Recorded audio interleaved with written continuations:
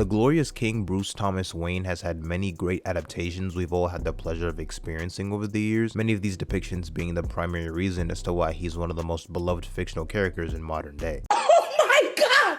I got you in 4K! Just rot it! But when you look at what directions these creatives like to go in, especially in live action, you notice how they all view Batman in only one way. A way that doesn't entirely encapsulate the character's vast lore and more notably Batman's fantastical nature seen in the comics. Most live action Batman depictions have Batman in a grounded or realistic Gotham City, making you believe that someone like Batman could exist and operate in the real world. Christopher Nolan's The Dark Knight trilogy is pretty good. I like those movies, but that was the start in the constant rehashing of using a more grounded Batman. It's as if these directors or studio heads quake in their boots at the idea of implementing a Robin or any Bat family member for that matter, or think the notion of Batman fighting a giant clay monster is too silly. They really looked at the failures of Batman Forever and Batman and Robin and how they went more fantastical with it and said, never again. Coupled with the success of the Dark Knight trilogy, they just went on with that as the default for how Batman should be depicted. So much so the influence of those movies had ripple effects on the DCEU, because Christopher Nolan was considered to direct Man of Steel. Eventually Zack Snyder would take on the film and the rest is history. Which sucks because we should not be delegated to one type of Batman that often does not scratch the surface of his expansive comic history and supporting cast. You can only do grounded, realistic Batman depictions for so long before they become stale, because at that point you can't really offer anything new. I'd imagine there are plenty of videos out there with people giving their thoughts on the overuse of a realistic Batman in movies, and it may seem redundant to talk about it here. One, I haven't seen any of those other videos and I feel like getting this off my chest, and two, I don't fucking care. Alongside having a Batman centered on realism, creatives really like the idea of Batman in his earlier years as a crime fighter, with many of these stories taking place during year 2 or earlier. Batman 89 had it where people didn't really know of his existence in the beginning of the film. Batman Begins is obviously an origin story, and thinking back on it, Bruce Wayne wasn't really active as Batman for that long in the Dark Knight universe, because the Dark Knight takes place I believe less than a year after Batman Begins. Then at the end of that movie he becomes a fugitive and retires from being Batman for about 8 years, comes back, gets his back blown out, heals up, and then fakes his death. The most recent Batman movie with Robert Pattinson features Batman in his second year of crime fighting, taking inspiration from classic stories like The Long Halloween. Bruce at this point hasn't adopted a more billionaire playboy persona as he's become so devoted to his mission early on into his career. Even in non-live action projects like to center on an early career Batman like Batman Caped Crusader, where in that show he's only been Batman for about a week. Batman the Telltale series has him in his early days, as well as the animated Tomorrowverse with Batman the Long Halloween Part 1 and Part 2. The good thing is that most of these projects aren't bad by any means. The only issue centers on how that's all these writers care to do when it comes to adapting Batman. Even if they do have fantastical villains or side characters, very rarely nowadays do we get to see a veteran Batman who's very competent and experienced, having a large roster of crime fighter allies. Yeah, there's the DCEU iteration where Batman fought alongside the Justice League, but that doesn't really mean much because it was very short-lived. Ben Affleck pretty much said he was done with Batman after a couple of movies before returning for a cameo role in The Flash. We also didn't get to see much of Batman's lore and background due to never getting a solo movie. It was planned for him to get a movie with Deathstroke as the main villain. A damn shame it never happened, since added context could have made Batman's actions in BVS more sensible. There's a dead Robin established that's barely touched upon. They high-key fumbled the bag. You ruined it. You ruined it and I'm leaving. On a random note, have you seen Batman's suit in The Flash? What kind of monstrosity was the costume department cooking up with this suit? I will say though, the action surrounding Ben Affleck's Batman is exactly the type of physicality I look forward to seeing in any Batman. By far my favorite live action Batsuit ever put to screen. The warehouse fight scene in Batman v Superman is inarguably the best scene in that entire movie. It's like seeing Arkham Batman go at it in a movie format. Like I said earlier, the majority of these movies and shows that do focus on a younger Batman aren't bad or mishandled. Case in point, Matt Reeves' The Batman and the Penguin series. I didn't think the Penguin was gonna be bad or anything, but I never really saw the point in giving Penguin his own spin-off show. I can't even lie though, the first few episodes that release time of recording have been peak. It's pretty solid, man, it's pretty good. No, it's not just good, it's better.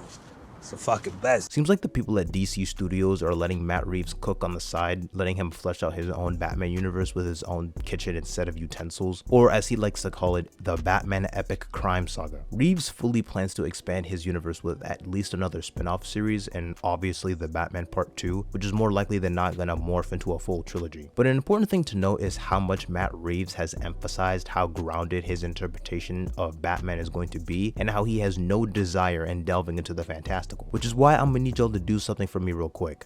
For the love of God, stop moaning and whining about Robert Pattinson's Batman not being in James Gunn's DCU, or advocating that he should interact with David Cornsweet's Superman. The only reason James Gunn is doing his own thing with Batman is because Matt Reeves doesn't want to be tied to a larger interconnected universe out of his control. He's gone on record saying he has no plans to go fully fantastical with his Batman, saying he wants to translate these mythic characters so that Gotham feels like a place in our world, or noting how villains like the Gentleman Ghost, for example, would be a hypothetical villain that's too fantastical for his movies. So don't expect a metahuman Poison Ivy or a Clayface monster if those characters ever get added into the mix. The creative team out here really changing the Penguin's name from Oswald Cobblepot to Oswald Cobb or Oz Cobb just for the sake of keeping it grounded. Not sure how going from Cobblepot to Cobb as a last name is more realistic, but whatever. Normally I'd be pretty frustrated to learn that a version of Batman will never have the chance to experience fantastical villains or plot lines, but Matt Reeves' comments on his more grounded approach with Batman, or not wanting to go too comic booky with it, doesn't bother me because that's what the DCU is for. If Robert Pattinson's Batman was the only live action theatrical Batman we were getting, then yeah, I would be heated like crazy,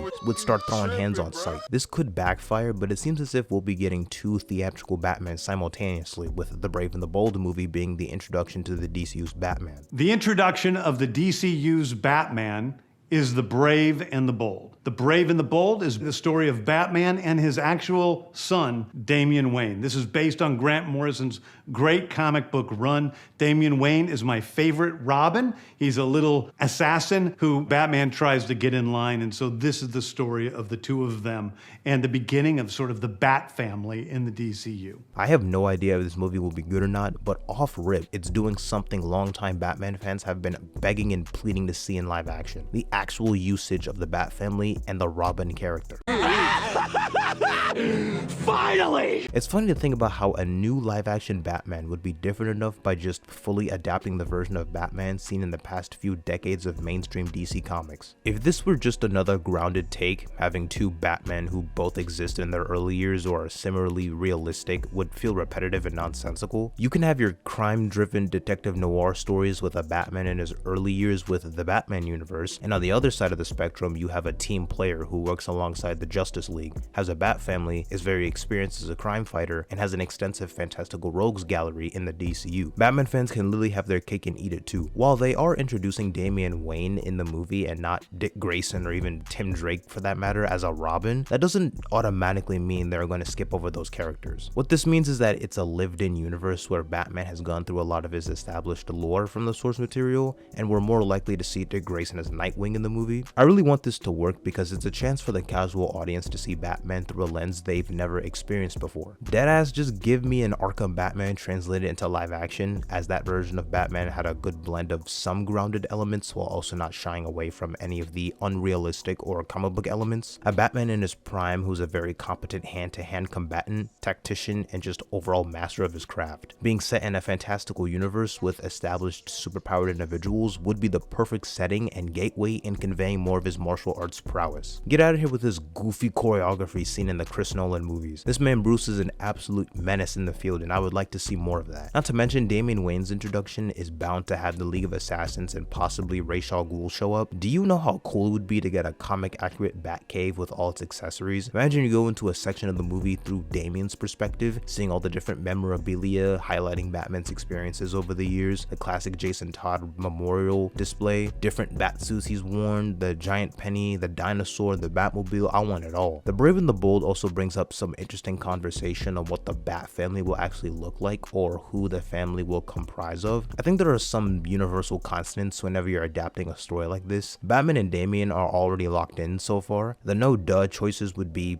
people like Nightwing and Alfred. Everyone else is a bit up in the air, taking into account how some other adaptations like to adapt the Bat family. The DCAMU, for instance, got rid of Jason Todd and Tim Drake entirely, and Barbara Gordon didn't get introduced until much later. You don't want it to be too big because that's kind of a problem the comics have been dealing with for a while, just needlessly adding more and more characters to the roster. If I were limited to only having 5 or so additional members, I would have Dick, Jason, Tim, Barbara Gordon as Oracle, and Cassandra Cain as Batgirl. I think you could do more with Barbara as Oracle, which gives her more to do with the wider DC universe. I would ideally want to add Stephanie Brown, but I don't know if they'd want to limit the amount of people in the Bat family off rip so that it doesn't get too overcrowded. Every adaptation of the Bat family has a pretty limited roster of about 6 members at most from what I've seen, with Cassandra being my pick for an added 7th member or something. There's also been a lot of speculation on who they'll cast as the DCU Batman, more specifically what age range they're looking for. Many people just assume that because this Batman has been a crime fighter for over a decade minimum due to Damian Wayne's sheer existence, then Batman has to be a lot older, closer to middle-aged. That's likely not the case at all, since that would be a pretty big age disparity between Batman and Superman. The current Batman in DC Comics continuity is roughly in his mid to late 30s, with all the Bat family members being established. While casting a 50-year-old to play Batman for a movie wouldn't be that problematic, you have to think about it in the long term. They would want Batman to be a key player in this universe for the next 8 to 10 years, so you'd need to cast someone younger for the sake of longevity. Also, there was this bogus rumor floating around that they were looking for a middle-aged actors for Batman in the DCU, and James Gunn pretty much went on Threads and Instagram saying that supposed scoop was a load of bull. I could see the concern for them casting an older Batman, considering they just booked Kyle Chandler, a 59-year-old actor, to play Hal Jordan in the DCU. It's more likely, however, they'll have Jon Stewart be the primary Green Lantern going forward after the Lanterns TV series, who will be played by Aaron Pierre, who's only 30 years old. Unless they're trying to kill off Bruce Wayne early on and have Dick Grayson take up the mantle or something, in no reality are they going to cast a 50-plus-year-old actor for Batman. I'd bet money on that. With Robin being emphasized on the big screen later on in Batman's career, it leaves room for the other members to be explored upon through flashbacks or spin-off projects. Recently, James Gunn announced a theatrical animated movie in the works called Dynamic Duo, which centers on Dick Grayson and Jason Todd as young orphan thieves who call themselves the Dynamic Duo. I'm pretty sure this will not take place in the DCU and it's just an Elseworlds project, but it does leave room on the table for them to put some of the spotlight on these characters in different shows or movies. I just don't want them to go overboard in greenlighting projects centered on Batman characters like Joker or whatever. Lord knows we are high-key cool without villain-centric movies like Joker 2 for a while. The hell is next? A movie on the ventriloquist? A movie on the Condiment King? God forbid, a spin-off of Joker 2 featuring Lady Gaga as Harley Quinn?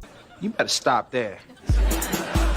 I'm really tired of the era where directors of comic book movies have no respect or care for the source material or are ashamed of being associated with a comic book. Todd Phillips wanted nothing to do with DC while in the process of making the Joker sequel, refusing communication with James Gunn or anyone else at DC Studios. Or he would go on about Arthur Fleck never really being the Joker or he's not the true Joker. Complete nonsense, as that contradicts what was established in the first film, but if you truly have that mindset, then brother, don't use the Joker or Batman IP. These people use beloved IPs just so that more people will watch the story they want to tell instead of using what's been established. I can just sense in the next few years some annoying pretentious YouTuber is gonna cook up a video essay in defense of Joker 2 stating how it's misunderstood and is secretly some cinematic masterpiece. Am I the only one who understands the complexities of this ambitious cinematic masterpiece? Oh, okay, goddamn. This movie isn't stupid! You're stupid! Man, you guys only hated the movie because it's a musical. Only incels like the first Joker movie. You don't like it because there's no action scenes. Shut the fuck up, nigga! For once! Shut the fuck up, bro. That's all look.